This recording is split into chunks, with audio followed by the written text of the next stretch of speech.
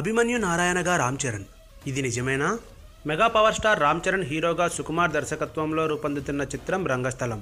ఇటీవలే ఈ చిత్రం టైటిల్ను ప్రకటించారు. ఈ title Ram Charan look, working stills cinema గురించి ఆలోచించేలా చేస్తున్నాయి.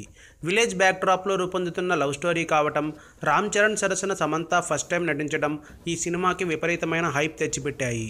ఈ సినిమా గురించి ఆసక్తికరమైన వార్తలు హల్చల్ చేస్తున్నాయి.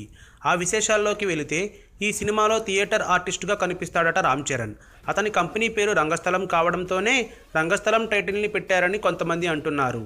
రామ్ చరణ్, సమంత ఇద్దరూ రంగస్థలం ఊరికి చెందినవారు కావటం, 1985లో సాగిన ఈ ఇద్దరి ప్రేమ కథతోనే సినిమా స్టోరీ లైన్ సాగుతుంది కాబట్టి రంగస్థలం టైటిల్ని పెట్టారని మరికొంతమంది అంటున్నారు. ఇక ఈ సినిమాలో రామ్ చరణ్ పాత్ర పేరు అభిమన్యు నారాయణ.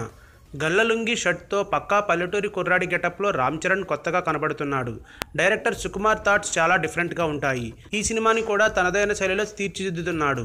సో రామ్ చరణ్ గత చిత్రాలకు భిన్నంగా ఈ సినిమా ఉంటుందని ఫిక్స్ అయిపోవచ్చు. ఈ వీడియో గనుక మీకు నచ్చినట్టయితే లైక్ చేయండి, షేర్ చేయండి, సబ్స్క్రైబ్ చేసుకోండి.